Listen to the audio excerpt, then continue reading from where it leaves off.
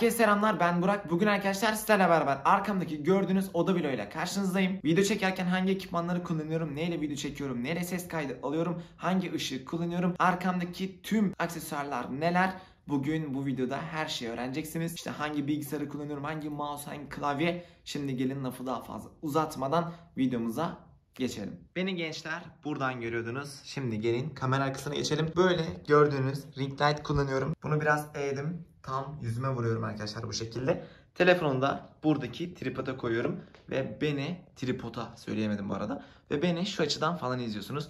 Tabii ki de şu yandaki ışığı ve şuradaki ışığı falan görmüyorsunuz. Aynı zamanda buradan da yüzüme mor renk ışık vuruyorum. Sizin de gördüğünüz gibi bunu da dumbbell'a sabitledim normalde.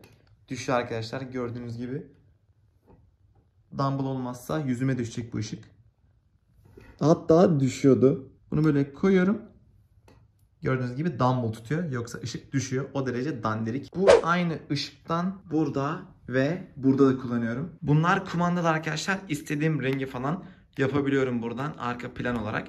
Veya buradan mod seçip işte yavaş yavaş kendi de bu şekilde falan değişebiliyor. Bunları Trendyol'dan almıştım. İlk olarak oyuncu koltuğundan başlayayım. Sizin de gördüğünüz gibi. Oğlum bir dönme. Turkcit marka bir oyuncu koltuğu. Ben bunu ilk başta hiç beğenmemiştim. İşte çok konforlu gelmemişti. Aynı zamanda da bayağı bir gıcırdıyordu. Ama kullanmaya başladıktan sonra burası gördüğünüz gibi bayağı bir yumuşadı.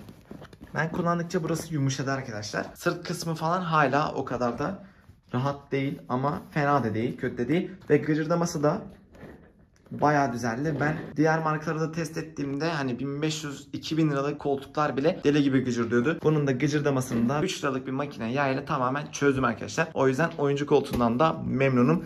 Linkini de açıklama kısmına eklerim. Ben yaklaşık 600 TL civarını almıştım. Şu an tabi dolar kurundan dolayı fiyatı uçmuştur. Şu Trendyol'dan aldığım yaklaşık 150 TL'lik ışıkların da linkini eklerim. Onların pek uçacağını zannetmiyorum. Hala çok dandikler çünkü. Bu da benim eski video çektiğim kameram Nikon D5100. Birçok videomu bu kamerayla çektim. Ama artık bununla video çekmiyorum arkadaşlar. Size daha demin söylemiştim. Telefonla video çekiyorum. Hatta şu an telefonda görüyorsunuz. Artık iPhone 13 ile video çekiyorum arkadaşlar. Hem sinematik video performansı hem de normal video performansı gerçekten bayağı başarılı. Şu anda da sesi iPhone 13 üzerinden alıyorsunuz. Normalde ben video çekerken mikrofon takıyorum. Şuradaki gördüğünüz S5'i ses kaydıcısı olarak kullanıyorum ve Boya M1 mikrofonundan normal videolarda ses kaydı alıyorum. Ama bugünlük bu videoda böyle olsun istedim. iPhone 13'ün mikrofonundan ses alalım istedim. İşte mikrofonu bağladıktan sonra zaten en son burada açık kalmış. S5'i sadece ses kaydısı için kullanıyorum arkadaşlar. Zaten telefon ölmüş, kaç yıllık telefon. Açma kapama tuşu bile yok. Telefonun kendiliğinden kapanmasını bekliyorum. Açma kapama tuşu yok. Bu S5'i dediğim gibi sadece ses kaydedicisi olarak kullanıyorum. Bunun da yeri bura. Hazır buraya gelmişken burası biraz sevmediğim bölüm. Ben böyle karmaşık bölümlerden nefret ederim. Ama mecburen karmaşık. Burada kutularım var. Kullandığım kulaklıklar. Birazdan geleceğim kulaklıklara. Ve bayağı önceden aldığım Petrix marka yanlış hatırlamıyorsam 4K aksiyon kamerası var arkadaşlar. Onu da iğrenç çekiyor. Hiç kullanmıyorum. Benim laptopuma da birazdan geleceğim. SD kart girişi olmadığı için şöyle Type-C'den SD kartı çeviren küçük bir adaptör aldım. Artık gerçi bunu da kullanmıyorum. Bu kamerayla video çekerken SD kartı laptopa atmak için kullanıyordum. Ama artık iPhone 13'te video çektiğim için SD kartı kullanmıyorum. Aşağıda çok önceden aldığım lambalar bulunuyor. Aşağıda da hiç sevmem, bayağı kalabalık. Bu kaktüsü de normalde yakmıyorum. Hadi video için yakayım. Sizin için yakayım onu da. Burada kullandığım kulaklıkları görüyorsunuz arkadaşlar. Anker Q10 kullanıyorum. Aşırı memnunum. Gerçekten 1000 liralık 2000 liralık kulaklıklara taş çıkartır. Hem rahatlığı olsun. Şu petlerin hafızalı pet olması. Üst tarafı aynı zamanda şuradaki bas tuşundan dolayı aynen gözüküyor. Şuradaki bas tuşunun bulunması ve basların artması mükemmel. Hani müzik konusunda aşırı memnunum. Ve mükemmel bir şekilde ses de kasılabiliyor oyun oynarken. Çok güzel ses de kasılıyor bu arada. Bu kulaklıkları herkes bilmez. Urbanista London. Zaten Türkiye'de ilk ben videosunu çektim. Dışarıda bu bebekleri kullanıyorum. Gerçekten aşırı memnunum bunlardan da. Bas konusunda ben biraz hassas olduğum için hani basları çok yüksek. O yüzden Urbanista London kullanıyorum ve aşırı da memnunum. Sadece bazen telefonla konuşurken sesinin falan az geliyor diyor birkaç kişi. Belki de sorun onlarda. Burada da arkadaşlar çok nadir kullandığım tableti görüyorsunuz. Bazen video çekmeden önce not tutmak için şu uygulamayı indirdim ve bunun kalemi de var. Şu şekilde alttan çıkartayım. Kalemi çıkardığınızda en sevdiğim tarafı bunun, kankim bir duracağım mı acaba? Şöyle not kısmına geleyim. Bunun eli algılamaması. Mesela elimle yazamıyorum. Sadece kalemle yazabiliyorum. Elimi koyduğumda elimi algılamayıp hani çok rahat bir şekilde kalemle yazdığım için bu tableti seviyorum arkadaşlar. Dediğim gibi bazen video notlarını bu kalemle alıyorum. Yani bu tablette alıyorum. Bazen zevkli oluyor. Şunu da şu şekilde kapatalım. Masa altındaki siyah bezler de arkadaşlar. Normalde masayı ben önceden hani parke üzerine kurmuştum. Ve böyle çok güzel gelmemişti gözüme. Ama ondan sonra aşağıya bu siyah bezleri serdikten sonra çok daha güzel geldi gözüme. Bu arada felaket düzenliyimdir. Hani bunlar her zaman düzenli durmak zorunda. Bu bunun içinde durması lazım. Bu da böyle masaya simetri durması lazım. Apple Watch'um canım ciğerim. Her zaman hayatımı kurtaran lan düşme. Her zaman hayatımı şarj aleti düştü. Ayağımla yumuşattım onun üstünü. Her zaman gerçekten çok büyük kolaylık sağlayan, bağımlılık yapan bir teknoloji arkadaşlar. Şu Apple Watch. Gerçekten telefonu kullanmaya dışarıda pek gereksinim duymuyorum. Hani hem mesajlarımı buradan yönetebiliyorum, hem müziğimi vesaire. Çok güzel kolaylık sağlıyor. Hani Apple akıllı saat kullandıktan sonra normal saat kullanılmıyor arkadaşlar. Hani bu gerçekten kesin bilgi bu arada. Alıştıktan sonra normal saat kullanılmıyor. Bu arada bendeki seri 4 ve aşırı memnunum. Hani seri 7 çıktı şu anda. Sadece şarjı pek iyi değil. Hani siz de gördüğünüz gibi şarja takmıştım hatta. Yaklaşık bir 2-3 gün falan gidiyor şarjı. Her 3 günde bir şarja takmak zorunda kalıyorum. Şarj konusunda çok başarılı olmasa da bayağı memnunum arkadaşlar performansından. Zaten sizin de gördüğünüz gibi hani müzik dinlerken falan sürekli bundan durdurup başlatıyorum bir şey olduğunda. Sürekli telefona ulaşma ihtiyacını gideriyor Apple Watch. Bu da normalde kolumda olması lazım ama şimdilik böyle koyayım. Sonra bu tarafa gelelim. Bu arkadaşlar, bu kulaklık benim ilk kulaklıklarımdan, zaten bu modeli bilen bilir. Kablolu bu normalde. Petleri falan gitmiş, gördüğünüz gibi bayağı bir yıpranmış. Bu dediğim gibi normalde kabloluydu. Sonra bir süre sonra ben kullandıktan sonra bozuldu arkadaşlar. Ben de çöpe atmak yerine dedim ki bunun kablolarını keseyim ve bu şekilde kullanayım. Anker Q'nu neden buraya koymuyorum diye soracak olursanız, aslında ben de bunu buraya koymak istiyorum. Hani daha güzel gözüküyor gördüğünüz gibi. Ama Anker Q'nun şu kafa bandı arkadaşlar böyle bir sünger olduğu için oraya iz yapıyor. Hatta şu kulaklığa iz yaptı. Göstereyim şöyle. Gördüğünüz gibi buraya iz yaptı arkadaşlar. Şu demiri iz yapıyor. Anker Q'nda da böyle bir iz olmasın diye bu kullanmadığım eski kulaklığı koydum. Biraz dandik duruyor ama yapacak bir şey yok. Şu çiçek de yapay. Şu dünya gerçekten videoda hani acayip güzel gözüken, mıknatıslı, hiçbir şey temas etmiyor. Havada kendi kendine dönüyor. Şu kumandam her zaman yeri burasıdır ve mousepad'e simetri olmak zorunda. Hatta hafif unuttum yanlışlıkla. Mousepad'im masaya, masamda klavyeyle mousepad her zaman simetri olmak zorunda. Hani benim biraz takıntım vardır, böyle her şey dümdüz olmak zorunda. Bunlar da bir tık çapraz koydum böyle. Hep de çapraz durmak zorunda. Onlar da düz olamaz. Her neyse. Mouse'dan başlayayım. Mouse'um arkadaşlar gerçekten çok severek kullandığım, hani elime tam oturan, aşırı sade olan, hani ben beyaz bir setup kullandığım için aynı zamanda uyumlu da olan, hani 1 ms tepkime süresine sahip, çok kaliteli bir sensörü var. Aynı zamanda profesyonel olan Logitech G305 modelini kullanıyorum arkadaşlar. Ve aşırı memnunum. Uzun süre kullanacağım gibi duruyor. Çünkü yaklaşık 4 aydır kullanıyorum ve 4 aydır içindeki pil hala bitmedi. Şu şekilde göstereyim. Sizin de gördüğünüz gibi arkadaşlar içindeki pil hala bitmedi. Tek pille çalışıyor, kalem pille. Bir tane kalem pil yaklaşık 4-5 ay falan götürüyor. Gerçekten aşırı memnunum. Şimdi geldik bebeğe. Gerçekten bu klavye bambaşka bir şey. Masayı güzelleştiren tek parça, masanın en güzel parçası. Arkadaşlar klavyenin markası Royal Clutch G87 miydi? K87 miydi? G87. Arkadaşlar klavyeden aşırı memnunum. Hem RGB renk olması, zaten sizin de gördüğünüz gibi, hem yanlarının böyle ışıklı olması, hem uzun olmaması, TKL kısa formda bir klavye olması mükemmel bir klavye haline getiriyor. Normalde bu böyle custom değil arkadaşlar, hani yarısı beyaz yarısı siyah falan değil. Ben bunu böyle kendim tasarladım. Beyaz halinde şu anda ekrana koyarım. Bembeyazken de çok güzel duruyordu. Ama şu an custom yaptım ve bu da çok güzel duruyor. Normalde siyah renkte geliyor size klavye. Buradan bazen istediğim rengi yapıyorum. Bir sürü modu bulunuyor gördüğünüz gibi. Bazen tek renk falan yapıyorum. Şöyle mor çok güzel oluyor. Hatta yanı da mor yapayım. Gördüğünüz gibi bazen bu şekilde falan da kullanıyorum. Hani her türlü özelleştirebileceğiniz mükemmel bir klavye arkadaşlar gerçekten. Klavye aynı zamanda kablosuz olduğu için canım sıkılınca hani klavye alıp başka bir yere giderek de yazı yazabiliyorum. Bluetooth'lu olduğu için her türlü cihaza da bağlanıyor.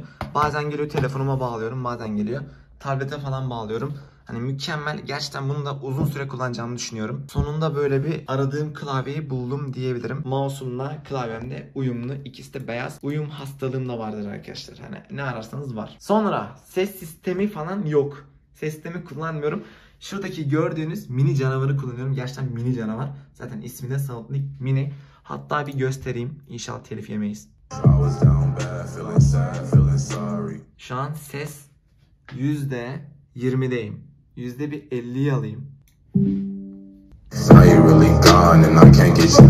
Aşırı yüksek sesi var arkadaşlar. Her zaman genelde 20'de kullanırım. Benim dediğim gibi kulaklıklardan da anladığınız gibi basa karşı ayrı bir hassasiyetim var. Yani kullandığım ekipmanların bas seviyesinin yüksek olması lazım. Bose Soundlink Mini, zaten Bose markasını bilenler bilir.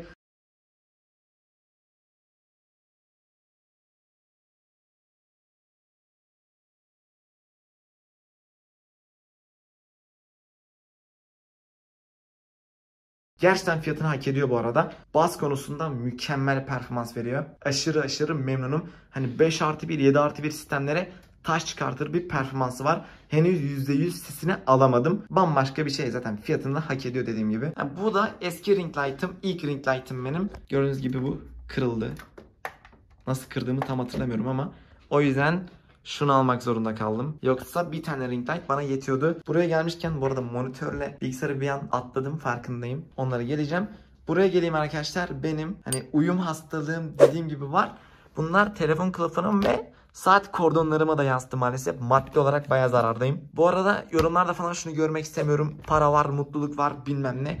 Gerçekten hepsini aşırı zor aldım. İsterseniz bunun için apayrı bir video bile çekebilirim. Hani klavyeymiş, mouse'muş. Hani bunları çok uygun fiyata aldım. Hani gidip sıfırlarını falan almadım. Buradaki gördüğünüz çoğu şey ikinci el. Klavye ikinci el. Apple Watch ikinci el. Mouse'u da sıfır olarak almadım ama kapalı kutu olarak ikinci el aldım. O apayrı bir konu. Yani her neyse, dediğim gibi çoğu ikinci el. Şunu da kapatayım, orada pili bitiyor ya. Hepsini bayağı uygun aldım. O yüzden dediğim gibi yorumlarda saçma sapan yorumlar görmek gerçekten istemiyorum. Bu arada RGB hastalığım da var. Milyon tane hastalık, RGB, uyum, düzen, bilmem ne. Burada da dediğim gibi arkadaşlar bu silme bezim. Bunu genelde bilgisayarı veya monitörü silerken kullanıyorum. Niye öyle attıysam. Apple Watch kordonlarım. Yani kıyafete göre genelde bunları yapıyorum. Ve telefon kılıfına göre. Hani ne telefon kılıfı kullandıysam o renk kordon. Kırmızı telefon kılıfı taktıysam kırmızı kordon. Onlar da aynı olmak zorunda. Benim bir tık böyle hassas şeylerim vardır. Şeffaf kılıflar zaten olmazsa olmaz.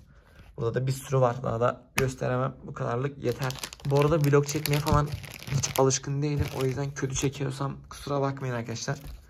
Orada bir dilimde sürçtü bu arada. Bak hala sürçtü. Onu diyemedim. Monitörüme geleyim. Monitörü gerçekten aşırı iyi fiyat aldım.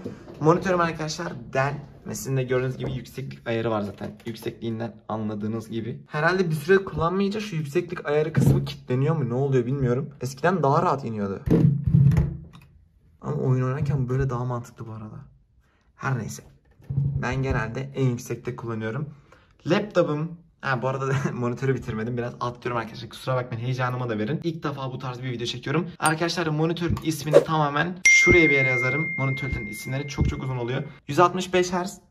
Gördüğünüz gibi kurvet. Bükümlü bir monitör. 1 ms tepkime süresine sahip veya panel kullanıyor. Yani renklerinden falan aşırı memnunum. Çok güzel renklere sahip. Siyahları tam siyah, renkleri falan acayip doygun. Ben bu monitörü de 1400 liraya aldım. Ben aldığımda fiyatı 1800-1900'dü. Sadece bir ara böyle 1400'e indi ve ben de hemen aldım. Şu anda fiyatı maalesef 3000 lira civarında. 3000 liraya kadar çıkmış. Yani parlaklık konusu olsun, yükseklik ayarı da var ve 165 Hz 1 ms. Hani dolu bir monitör arkadaşlar. Laptopa baktığımızda Huawei MateBook 14 modelini kullanıyorum arkadaşlar. AMD Ryzen 5 4600H işlemcili, 16 GB RAM, 512 GB da SSD'si bulunuyor. Peki neden bu modeli kullanıyorum diye soracak olursanız, bu arada şöyle ekrana yansıma yapıyor.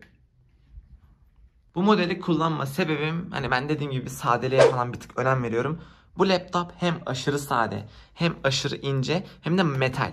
Hani genelde laptoplar falan böyle plastik olur, kötü hissettirir. Ama bu laptop arkadaşlar metal ve gerçekten çok premium hissettiriyor. Çerçeveleri gördüğünüz gibi çok ince. 2K bir ekrana sahip. Her şeyinden çok memnunum.